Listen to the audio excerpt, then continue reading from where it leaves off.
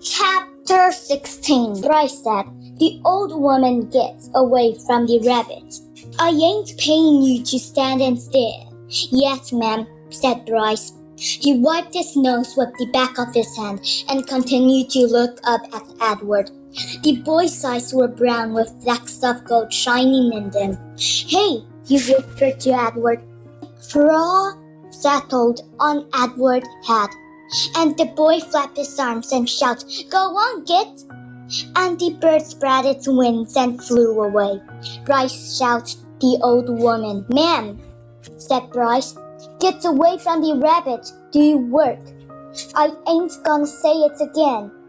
Yes, ma'am, said Bryce. He wiped his hands across his nose. I'll be back to get you, he said to Edward.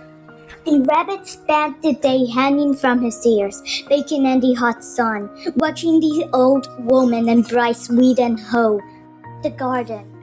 Whenever the woman wasn't looking, Bryce raised his hand and waved.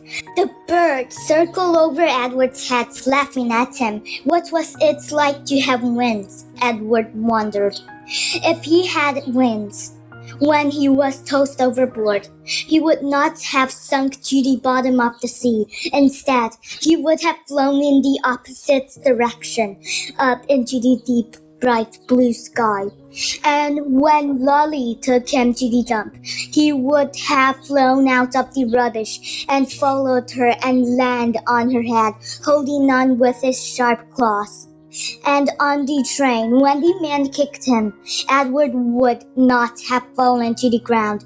Instead, he would have risen up and sat on top of the train and laughed at him. In the late afternoon, Bryce and the old lady left the garden. Bryce winked at Edward as he walked past him.